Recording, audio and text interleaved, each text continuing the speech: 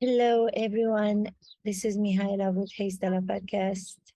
I am in Cairo, Egypt, for an international festival, a gathering of different teachers, experts from all over the world. I arrived just the day before after having not slept for maybe 20 hours. And right before I went to sleep last night, I had such a huge realization. Everything became so clear in the moment.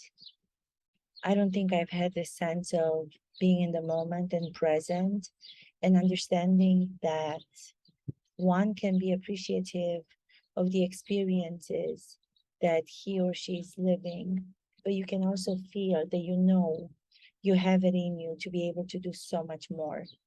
I don't think I've had this realization as clear, as specific as I did yesterday, sitting in my room. So, first of all, I'm appreciative for what I am doing, for being here. I'm appreciative to be given the opportunity to meet people, to work with students, with artists. But at the same time, I am knowledgeable and was made knowledgeable again of the work that I'm here to share with the artist, the work of acting, which in countries that I've been privileged to be invited to go to and share the work, it is so sad to know that the work is not known. And for me, who's done this work for so many years, there is a deep sadness knowing that it could be of so much benefit to so many people, not only actors, not only artists, but people in different professions, people in general. The tools of acting are the tools for life. And I have been trying to convey this for so many years, and I still haven't been able to put it up on a platform, on a global stage. Just saying that makes me feel that I am arrogant. I feel that I will be judged for having this belief. But then at the same time, when I think of all the people who had ideas or visions of what the future needs, they probably must have felt the same. I don't think anybody reaches a point in their life when they feel so secure within themselves to be able to say, I am prepared and I am 100% sure that my idea is going to be one that's going to change a lot of people. It's going to bring people together, which I know it sounds such a cliche in so many ways. And I know people have rolled their eyes at me when I've said it. And I have people who don't even get it. So then I think, how the hell am I supposed to be doing this when I can't even convey to people what it is that I'm talking about? Clarity, clarity, clarity.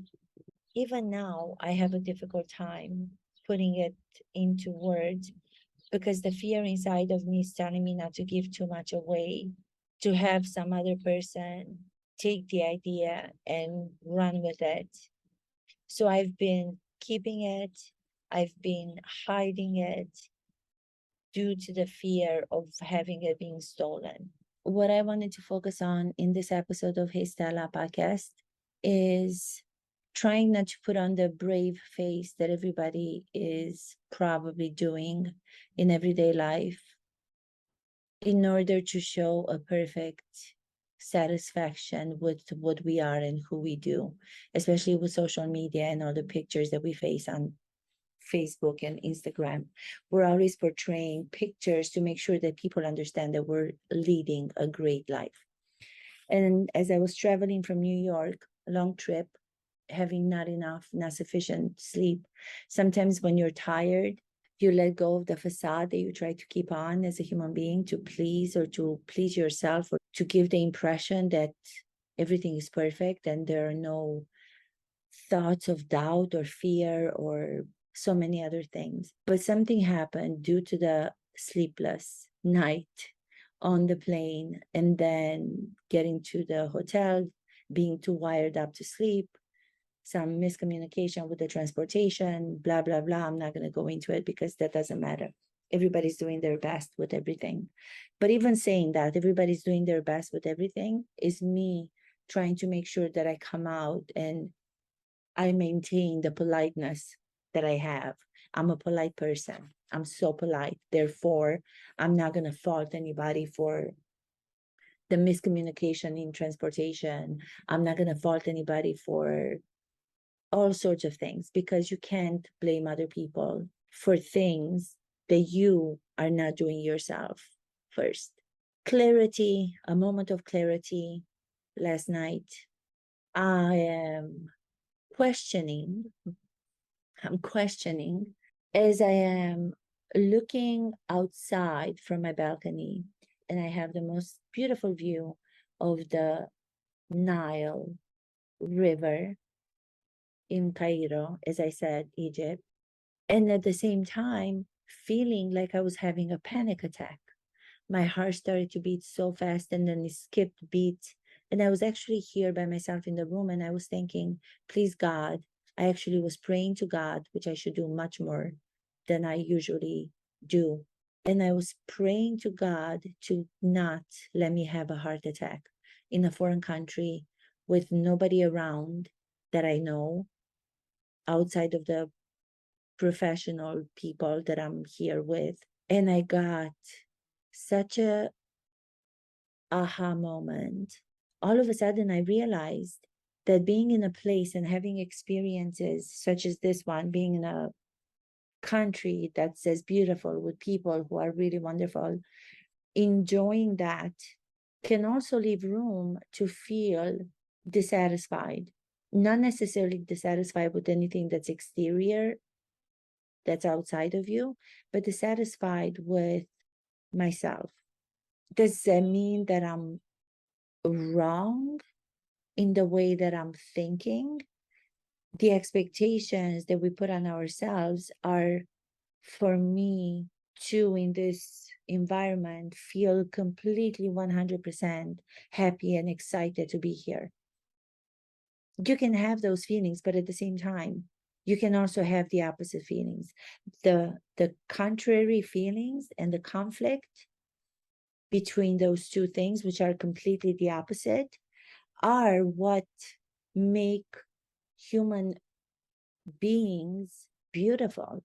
When I work on a character with artists, I always emphasize the importance of having the conflict, the inner conflict, besides everything else that the play or the script gives you, that you can get from the text. If you do not have a conflict, an inner conflict, if you do not have contrary ideas, if you do not have contrary feelings, nobody wants to watch that character for more than a few minutes, because we can identify watching that character not to be a complex whole being. The fear can also be there on top of the joy, or vice versa, depending which one you feel mostly in the moment.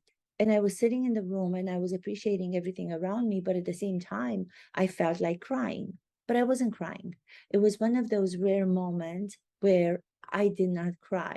Usually, I am so mechanically trained to be able to cry whenever something is happening within me, whenever something scares me, whenever a doubt or doubts appear, I go to crying. But this time there was no crying. I think because I was so tired and I was so exhausted and so without sleep.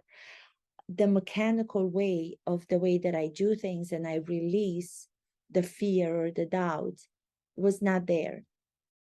And that was aha moment for me, because that's what I'm thinking about again when working on characters. And I encourage the students and the artists that I work with to not go to the mechanical habitual behaviors that we all have, because if we allow ourselves only those thoughts that we think are expected of us, or only those thoughts that we expect of us, we will miss out on so much more richness that's underneath. There's a depth of richness of so many different emotions and so many different expressions that if you keep going to the usual place of thinking, you're not going to be surprising yourself. You're not going to be surprising yourself. You're not going to allow yourself an open instrument to experience what else is there. What else is there? For me, this happened last night, like I said, because I didn't go to crying. So I didn't go to crying, and that led me to kneel down next to my bed in the hotel and to pray to God for the first time in a very long time. And that realization made me think that I have to pray to God much more often than I do. That also led me to believe that I am a stronger person, a much stronger person than what I think I am. And that also led me to believe that on top of the doubt and on top of the fear of having a panic attack or having a heart attack, that's how I felt last night, there's also greatness. There's also a place within me that's still confident. And that confidence was revealed through the fear, through the pain, psychological pain and emotional pain that I was feeling, and even physical pain. The confidence that I tapped into and the greatness inside of me that I tapped into.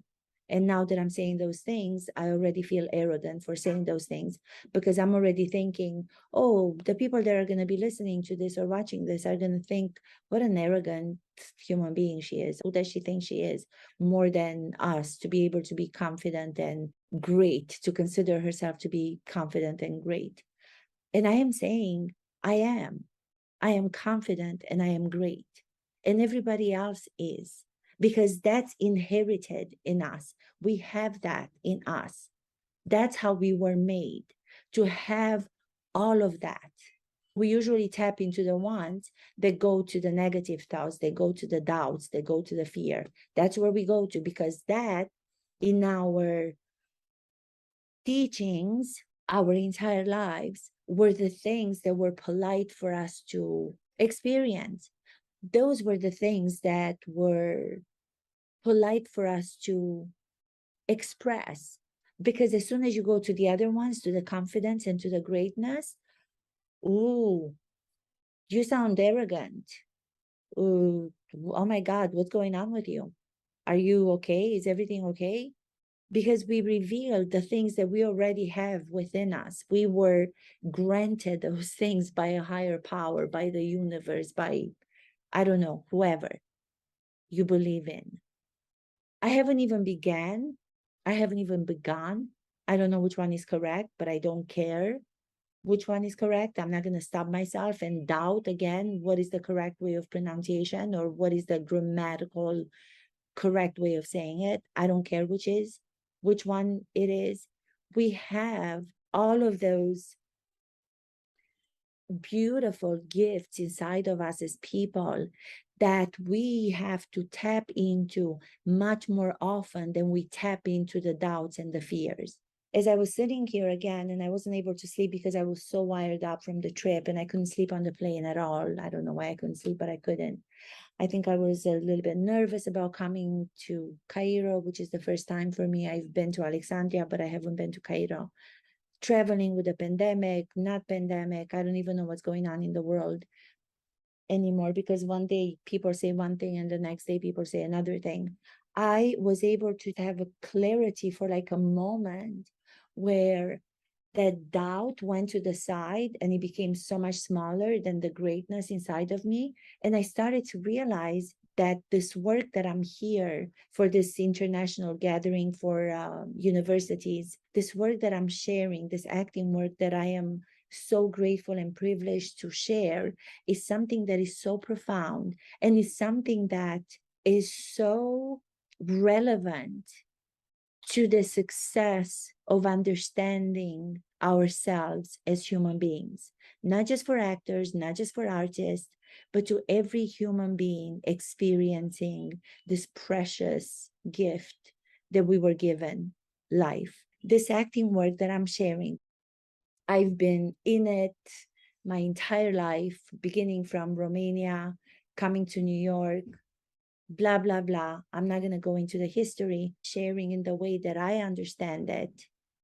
That's why the name Mihud Method, because I do not want to portray that I'm teaching method acting as taught by Lee Strasberg. I wasn't around when Lee Strasberg was still alive and the artistic director of the Actor Studio. So when I put Mihud Method as the method that I teach, I am assuming responsibility for who I am. I am assuming responsibility for teaching the work as I understand it, as I have practiced it. And the realization of the importance of this work in trying to convey to people is still a difficult task for me. I still am as surprised to know how many people outside of the small circle of members of the Actor Studio or some few actors in the States or in the world who happen to work with coaches who have been trained in method acting. When you look at all this big and beautiful world, so many people who I have had over the years the privilege to engage with in conversations, in talks about their work, there's just a few who understand the importance of it, the importance of its training, emotional training, psychological training, physical training, educational. There's so many benefits to this work that it is incredible to me that I'm not able to get it across on a larger scale. I still cannot get it across. And then I think all of these other people that have come up with something that gave them a step ahead in the future, or they were able to see the need of the people for the future before the people even saw that they needed it. Did they have the same doubts? Did they have the same fears? Did they have the same overwhelming feeling of appreciating that they know something? They know of something that is going to help in the long run a huge group of people. Did they feel confident from the beginning? Did they reach a point? Did they get to a point where they knew for sure and they felt confident and prepared to be able to translate and to be able to put into words that which is what they wanted to realize, to put their vision into practice? And I think that's where I am right now. I think coming here was wonderful for all the things that you can imagine. It was wonderful. But on top of it, I think I had an epiphany. I think I had one of those moments, and I know people might probably think or they won't, but see how I'm automatically going to, people are going to think that I'm crazy, that I'm having this existential crisis, it's okay. If that's what I'm having, that's what I'm having. I just am so tired of putting on the face and the facade where it's like, hi, this is me, and I'm going to present to you today this, and I know this, and I know that. And I'm so tired from it. I think I'm just so tired from it. And I'm not tired because of the flight coming here or because of something that's happened within the past week. I'm tired of a lifetime of putting on the facade, of presenting myself in a way that's going to always ask for approval from my peers, from the artists that I work with. I'm physically, emotionally, psychologically exhausted. I've had it with doing what the expectations are. I know there's more than that. I know there's so much more than that. And I pray and I hope that I have the strength and I have the bravery and I have the greatness that I have discovered and I have been able to tap into so much deeper within this coming to Cairo to keep me going and to not wait for the right moment to come to do the great thing that I've always wanted to do. I keep doing these smaller things. I keep doing the safe things. I keep doing the small steps that are not going to bother anyone. I keep staying somewhere in between. Let me not go so far. And at the same time, let me still try to do this. Let me convey that I am worthy of this work. Let me say yes to the international festivals so I can prove myself to myself. I'm not even saying that anybody's asking me to prove myself to them. I'm doing it because I keep wanting to prove myself, as if I'm not enough, as if I still don't know anything about what I'm doing, as if I'm still having to, let me do this workshop. So more students are going to understand, and they're going to be so in awe of this work. And then I'm going to feel like I know what I'm talking about. Then there's a next festival, and then there's a next festival. And I'm not even saying that this is not amazing and wonderful to be doing this, but there's something that's so much bigger than that that I could have been working on, and I should have put in the same amount of work into as I am into these other experiences. I am always searching for people. Do you see that I know what I'm talking about? Do you understand that what I'm saying is of importance, not only to you as a director or as an actor or as a playwright, but as a human being? Do you understand that? Do you understand that the tools that acting provides are tools for you, for anybody to have at their fingertips, to know how to try to come to the understandings that I've come to myself, having done it for so long, and it's still taking me time to process it and to do the same practice that I'm asking the students to do when it comes to myself. I can't even tell you. It was just one of those moments that I am going to carry with me, and I am going to lean on anytime that I want to go back to my small life. Yeah, I put pictures out when I travel. Let me put a picture so I can show everybody that I'm traveling, so I can show everybody that I'm being invited to go to international festivals. Let me put this picture out. Let me put this picture out. Why am I doing that? Why am I doing that for? Why am I always having to convey to people that I'm sufficient? And I'm staying within these kind of safe environments, because how dare I think that I can do something bigger? How dare I think that? Let me wait for somebody else who's great and who has the capacity and the confidence that's going to take me there. Let me speak to this person who's going to give me the permission, who's going to say, yes, you can do all those things. Yes, you are great enough to be able to do those things. There's no such person, because no matter how many people come from outside, no matter how many people are going to tell you that over and over again, it's not going to feel within you. You're not going to earn it unless you get to process it, unless you get to feel it, unless you get to experience it, and go for it. How much longer am I going to wait to be able to feel that I'm prepared to be able to take myself to the next level? When? I'm going to wait another 10 years? Am I going to be here another 10 years? I don't even know what's going to happen tomorrow. The moment to moment work the actors are required to work for, then why shouldn't we in everyday life? Why should we not do what we know with the doubt and with the fear underneath? Because it's got to be underneath. Those have to be underneath for the greatness and the confidence to be able to maintain. If it's not being maintained on fear and doubt, then there's no such thing as the other ones.